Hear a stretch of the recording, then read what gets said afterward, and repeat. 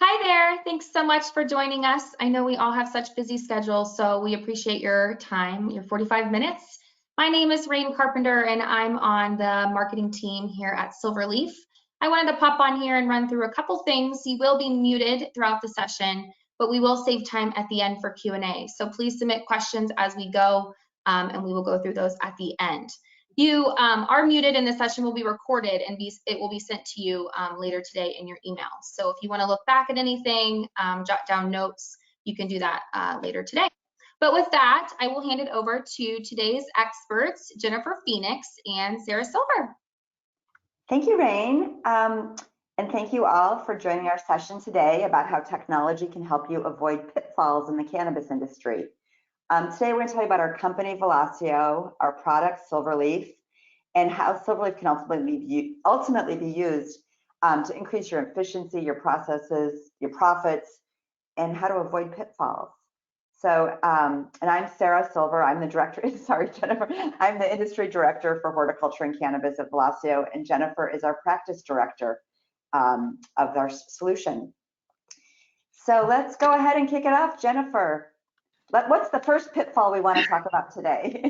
So the first pitfall I want to talk about is inefficient processes. And this does not mean that you are not doing your jobs to the best of your ability, but we recognize that there's a lot of efficiency challenges, so to speak. So some of the things that we often see with our prospects and customers is you're using a lot of manual tools. Spreadsheets, Excel, Google Sheets tend to be the inventory tracking system and sometimes part of the finance system. A lot of disconnected systems. So in the cannabis industry, obviously having to use the state track and trace systems such as Metric. You are probably often using QuickBooks for your financials, and you might have the Dutch POS, or you might have a specific cannabis software such as Cannabis. Lack of real-time inventory visibility is often kind of a result or an inefficiency of these two scenarios that I've just previously described. So a lot of times we're tracking it, lots of opportunity for manual error, and people may be getting backlogged and just having to do that data entry. And you don't really have a single source of truth, you know, one place where you know you can go to get all of the information that you need. So how do we improve this? There's no point in pointing out the pitfalls if we don't have a solution in mind, right? So Silverleaf CBC, as Sara described, is a full ERP solution built on Microsoft Dynamics Nav, or D365 Business Central. Wow, I pulled an old term out. Show your age. Been around for a while, as have I, because I just showed my ERP age. Experience, your experience. That's right, that's what I meant. The ERP solution is multi-entity supporting MSOs, multi-state operators, or companies with complex organizational structures. We track all production costs and provide accurate inventory information. Provides real-time visibility to inventory availability, no more hunting through those spreadsheets that I mentioned. We also offer strain management, recommend replenishments, label printing, all kinds of good stuff. You'll be able to create production schedules and trace raw material usage in finished goods for product safety. And this is not just like an entire sales call, but we want to just kind of provide some context for some of the things that we're talking about here. We will bring it back to the pitfalls, I promise. We have integration to LeafLink, for example, and chain of custody tracking. In our cultivation module, you can have tools that will help you predict yield by strain and track every plant location. And of course, this all ties together with our compliance tools, including state track and trace integrations, destruction tracking, lab result tracking, all kinds of good stuff. And all in one place. All in one place. Let's reiterate that. I'm probably going to say that multiple times for this presentation. I believe in that. So one of the examples here is that right when you log into the system, you can see information that's important to you. So for example, here Silverleaf provides quick visibility to metrics that are cultivation focused in this particular role center. So we call this, or it's a dashboard view. We can see the expected yield by strain by month based on our current production schedule. We can see the grams of critical mass. I wonder if I can get my mouse over here, but we kind of have that pointed out anyway. We see that we have critical mass, northern lights, purple haze, and how much of it that we have and when we expect to harvest in April here. We have some old dates in here for our sample data, so we'll get that. And we can also see the number of plants per growth stage by strain that we have here. Here's an example of some of the information you can see as it relates to real-time inventory availability. With a true ERP such as Silverleaf, you'll always know what's currently available, what we have in quarantine due to failed QC test results, what demand you have for the product, and what upcoming supply you have planned. So here you can see we have 500, I cannot words this morning, 504,267 grams of bulk trim on hand, but only 320,000, so this here is what I'm looking at here, have actually passed quarantine. And we'll talk a little bit more about that later. I can also see the quantities that I have on purchase orders. So here we have all of this information right from the inventory card, sales orders, etc. And if I want to drill into any of these numbers, it'll take me to all of the transactions that make up those numbers. So I can really dig into the details, and I can even see here, and again, we'll talk about this more later, the QC test results. So what we're really trying to highlight here is that Silverleaf can be a single source of truth where you can connect all of your data, you can bring data in, you can push data out, and have that real-time visibility into your business. Okay, my turn. Yeah. Pitfall number 2.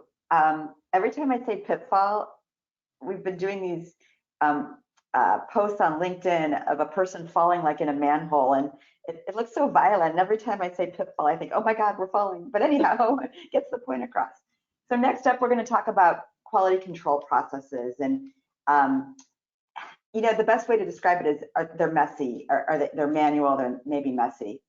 So first, what we see is a lack of system checks, that there's not any checks and balances in place to make sure that you're not releasing unpassed or failed inventory. So you're not selling something that's still in quarantine. That we see a lot of kind of manual efforts to make sure that doesn't happen in current, you know, when we first meet a prospect. Next up, what's the next one? Is difficulty in tracing lab results back to the bulk material from finished goods or vice versa. So you might have a finished good, you need to know where did those results come from, what product was that made up of, so you can really ultimately get back to the core product. You might be looking at a bunch of tags that you have in inventory and you want to know what has the highest THC content. And that sometimes requires going into some spreadsheets and digging around and finding that. And ultimately, the real challenge we see is being recall ready. If you needed to have a recall, what I like to say is, how many acts of heroism have to be performed in your company to actually get to that information? Who got what finished goods that had this bulk distillate in it? How far back do you have to go? What sort of effort will that take? So of course, we can tell you how we can solve for that with Silverleaf. So let's go on one more. Thanks, Jennifer. So first at the top, you see that we've got our roll center, and Jennifer showed a roll center before for cultivation. This is the quality control roll center. And here we can see in each green box a workflow for your lab team to identify what samples need to be pulled, what results you're waiting for, and what batches have passed or failed. And clicking on those would take you to the details below. And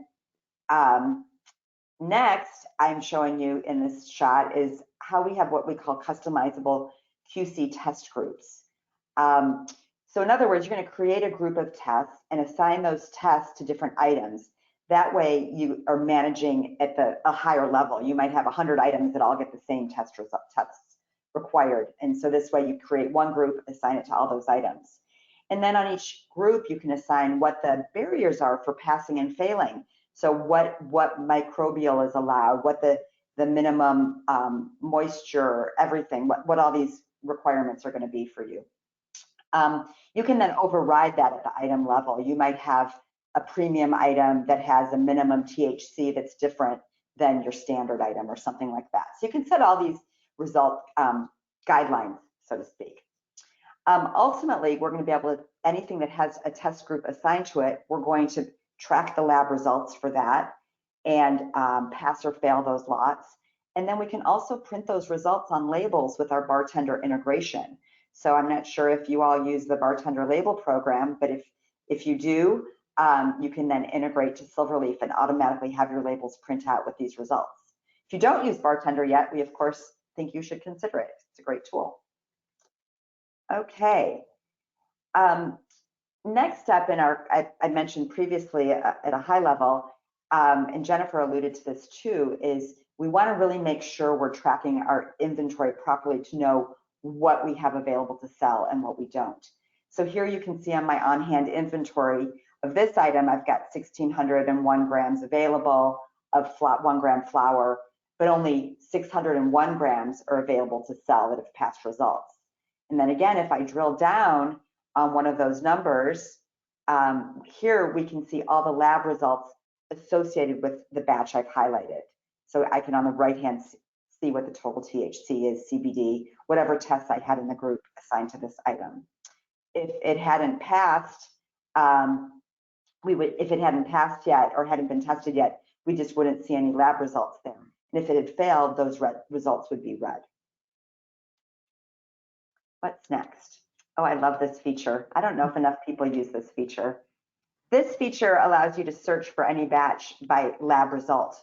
So maybe you want to find all batches where of a certain product where the THC content is greater than X or less than Y, or you want to really specifically pull based on lab results. So you can come into our QC lab results search screen and select the rules you want, and then it'll show you a list of all the lots that or batches that create that have those results. And then you can save that filter criteria and do that every time. So going back to the example that I talked about is maybe you have a premium brand of, I don't know, of flour, and you want to find all the batches, all the tags that have that certain level of THC. You could filter and pull those out. In this example, I wanted to find all batches where total THC was less than 20, and that's what this returned. Okay, and then finally, in our kind of QC world of pitfalls, being recall ready, within Silverleaf, you're going to have full traceability backwards and forwards in our item tracing. In this example, I've entered the metric tag of a product that we had a complaint on. As you can see, the tag ended in 418. And this is really hard to see. The numbers are really small as I'm putting my head in the screen. That's this one right here. Yeah, thank you. So that's 418. That was what we sold. And that came off of a tag ending in 393. So we produced a bunch of bags of gummies and put them all on tag 393. And when I sold to that customer, I pulled 2 off and put them on a new tag. Those original 40 bags that I produced of 10 gummies came off bulk gummies, the tag ending in 392. And you'll notice I can trace all the way back to from the oil to the distillate to the raw distillate to the crude oil, and ultimately to even the trim that was used in our extraction. If we want to know if these materials went to other finished goods, we can then hit the trace opposite button and see where else it went. So maybe we discover that we think the problem was in our bulk formulated distillate. Maybe the terpenes had a problem with them. So we could click on that bulk formulated distillate row and then choose trace opposite. Or we could go look at the lab results of the bulk formulated distillate to see if there was anything maybe borderline with that. So this is something that takes people hours and hours, and here you just have to come in and click. Now, of course, there might be several entries if you did a big production run and then sold it all off, but you can get to the results. Okay, what's our next pitfall? Oh, and I get to do this one too. You do. Insufficient regulatory compliance.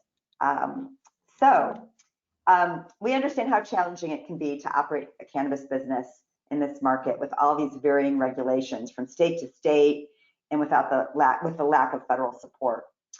So here are some of the challenges that we see our customers having to tackle. First is product chain of custody. Where is your product? Where's it gone? Next, tracking high volumes of cash.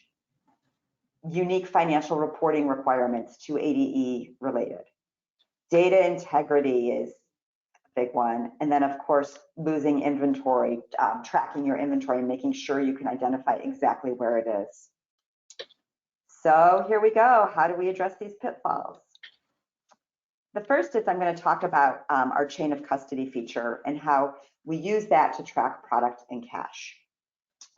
In this example, Brian, our driver, signed for the product as it left the building. And as you can see, that created the manifest on the left, and it's got his signature on it. And if this was a metric state, at this point, after he signed for it and accepted the product, it would load up to metric that we're going to deliver this, and it would create a manifest template in metric. Next up, when Brian arrived at the customer in the top box on the right, the customer is going to sign for the product. So you'll see that Tom Taylor signed for the product on Brian's iPad. And so we've always known who had the product. If while Brian was in transit, we had visibility that that's where the product was. If maybe you're in a large state and Brian's going to pass it off to another driver, he could transfer that to another driver. We'll always know where it is. Now let's say after Tom signed for the product, he's going to pay Brian for the sale, or maybe he's going to pay for something from last week that they bought because we give Tom terms. But when Tom gives Brian the cash, Brian then can create another entry, as you'll see in the bottom box, and sign for that cash. And when he does that, it's going to send a receipt to Tom that he's got the cash.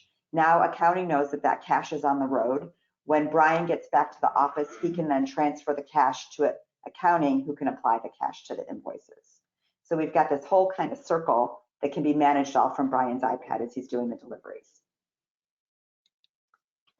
Okay, so that talked about our cash tracking and our product tracking. Now let's talk about 280E.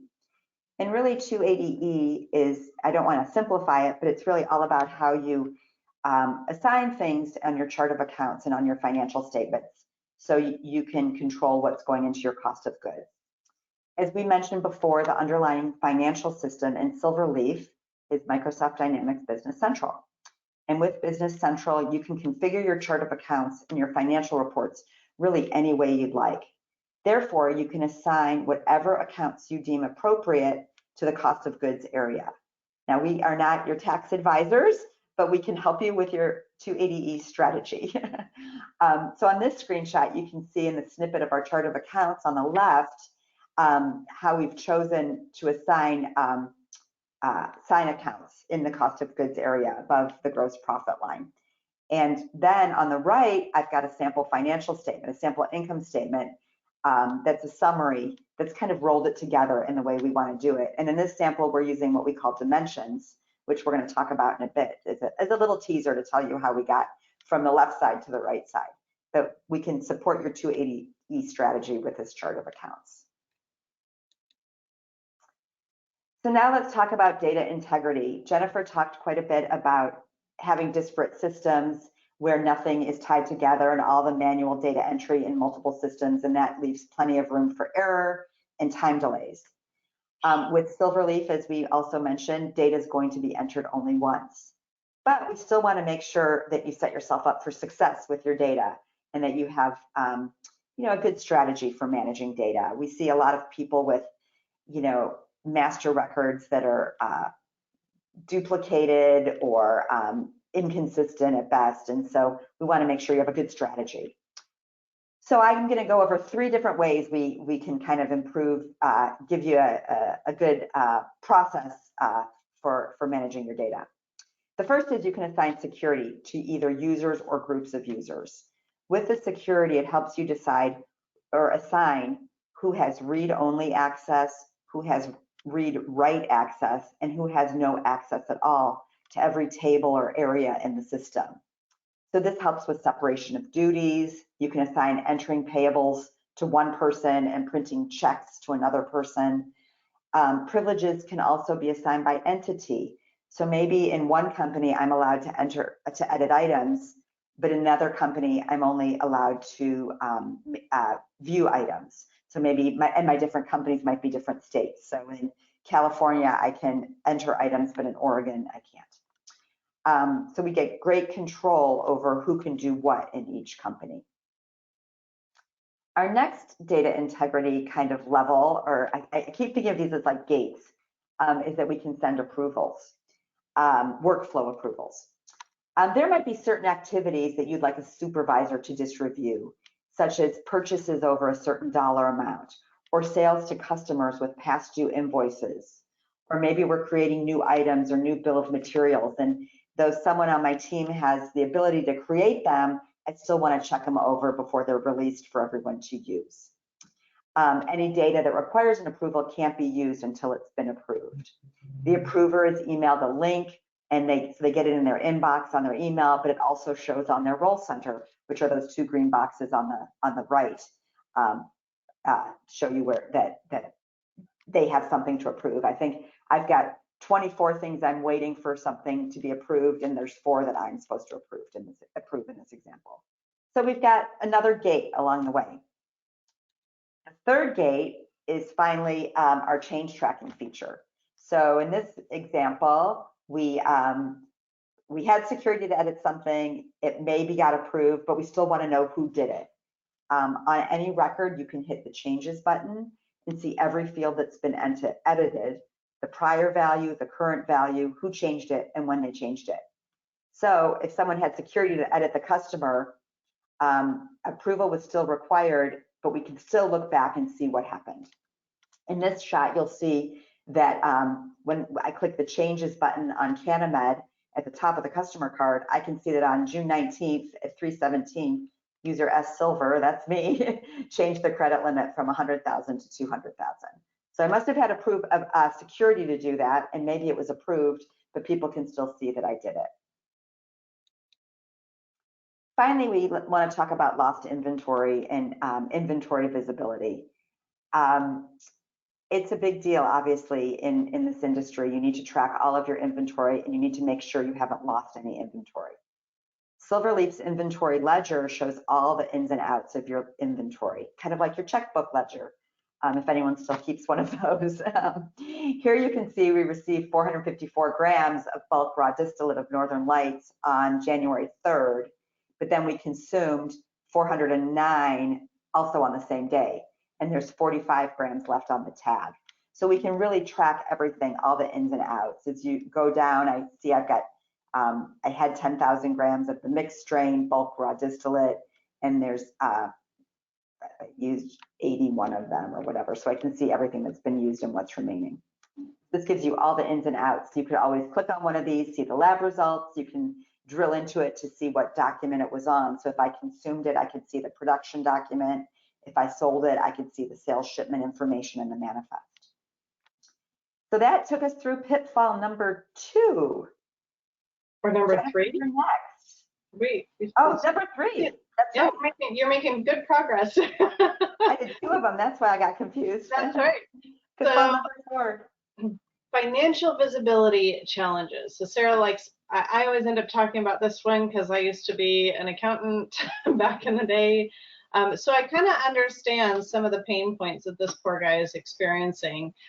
Some of the common challenges that we do see in the cannabis industry specifically, though, are complex organizational structures. You know, we recognize that due to not being able to, cross states, you have all these different entities per state, and then there's more entities depending on the type of activities that they are doing. And so we see a lot more multi-state, entities or organizations in the cannabis industry than maybe we do in a lot of others. Lack of visibility to the entire operation. We've really focused today on you having visibility to the entire organization, that at a glance information that allows you to assess the status of your business at any given time. And then inventory valuation. This is really critical. This is critical to the financial state of your business. And so, clearly we care about this part of it, I think a little bit. So how do we increase real-time visibility to this financial data? So here's an example. We've been talking about these role centers that we have in Business Central. So this is more of a financial base, and this is just some snippets from there where you can see access to some sales data, some purchasing data, some general financial performance by specific customers. We have kind of a high-level finance, revenue and COGS picture here. I like to track my favorite accounts so that I can kind of see what my cash position is at any time, so I can quickly see what's my cash. Okay, I need to get some cash in the bank stat. Receivables, payables, so all those things that really help me make some quick decisions, or at least know when to ask the right questions. So as we talked about earlier, multiple companies are definitely a thing in the cannabis industry. So, Silverleaf on Business Central supports up to 300 separate entities. And they've recently introduced some features that really make it easy to switch back and forth and navigate between those companies to do what you need to do on a daily basis. We also have the ability to transact between companies. We don't really highlight that here, but obviously that's going to be an important component when that's appropriate. Dimensions, so Sara alluded to this earlier, and this is one of the core, I think, just brilliant aspects of Business Central. It really allows you to capture so that you can then later slice and dice your data in any which way that you want. So here's some maybe common examples that we might see in the cannabis industry. You might want to track specific customer groups, license types, product lines, territories. And then we can, once we have that information, we attach that information to transactions, we can then see the revenue by these, or the costs, or basically any financial data can be sliced and diced. Inventory transactions can be captured by this. So here's an example of where I'm showing a sales analysis report by territory. But I can also look at it a different way. I can say, you know what, I want to look at my sales data by product line and see how, which of my product lines are generating the most revenue or the least. And the beauty of this is they tie to one another without manual intervention. I'm a tick and tie gal, so that always makes me happy. And so, the income statement I showed before was same thing. We created an income statement that separated the revenue and costs by product line dimension. Exactly right. And so these are excellent for, we can generate this and export it to Excel, but we can also connect this data to more powerful, robust reporting tools such as Power BI and really generate some amazing and insightful reporting dashboards that are used often daily in the business. So we've talked a lot about inventory valuation, and this is, again, kind of one of those things where we often see people get an immediate ROI when they come off sort of the QuickBooks and spreadsheets model into an ERP. And, here at a glance, I can run this report and see what the value of my inventory is by each of my different items. And I can break this down further and look at this by variant. We even actually can get all the way down to the tag level if you want to. And then this inherently ties to the general ledger again. See, I smile every time the arrow pops up because it just makes me so happy. It just makes my life as an accountant much easier. I can remember those days. And then we can look at, the profitability of every single one of our items. We get not only a big picture at a high level, but we can get it down to the item SKU level, even the transactional level. How profitable was this particular sale because of the way that the system tracks costs. So, here I'm drilling into one particular sales shipment, and I can see what my revenue was and my costs. And thank goodness I was profitable on that sale. Well, Sara, once again, we've managed to move through it pretty quick. I tried to slow myself down a little bit. Yeah, well, maybe we have some time for questions. Yeah.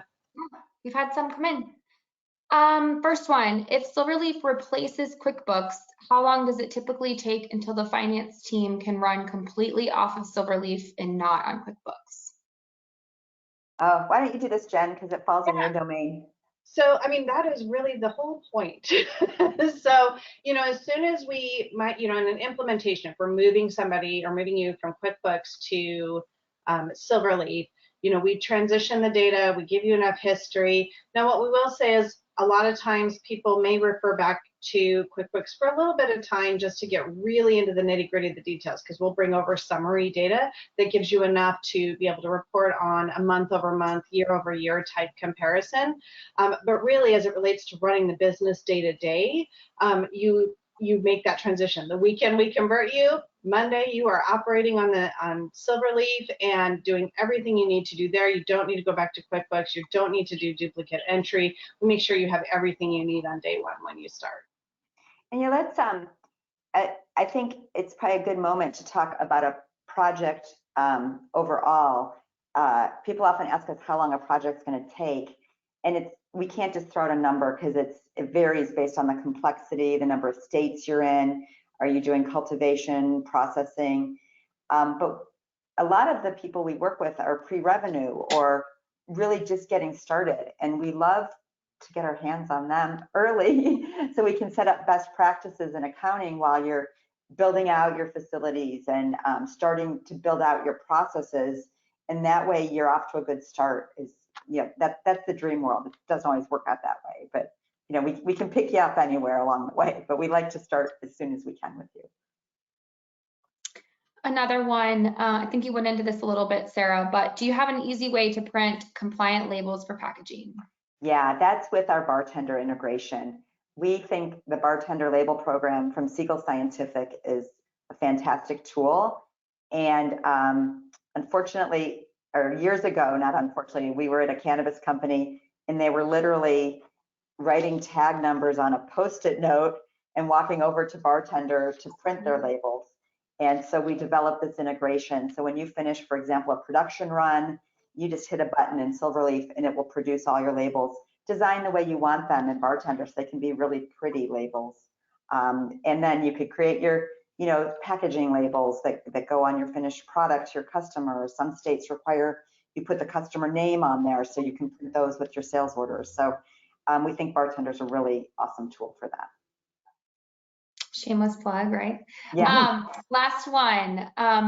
If our business requires us to create specific reports, does Silverleaf allow you to create custom reports and export that data? You went into that a little bit, Jennifer. Yeah. But. Do you want to talk about that, Jennifer? Yeah, so, out of the box, we have lots of kind of, the standard reports, like that inventory valuation report that I showed you. But then you also saw an example where I had the dimension report, and I created this report in Business Central, and then I exported it to Excel. The beauty of Silverleaf being a Microsoft-based product is it natively integrates with the rest of the Microsoft stack. So so it works beautifully with Excel. Don't worry, those of you who use Google Sheets, it translates. And then, even with Outlook, so we have a lot of things that we can do there to get things back and forth.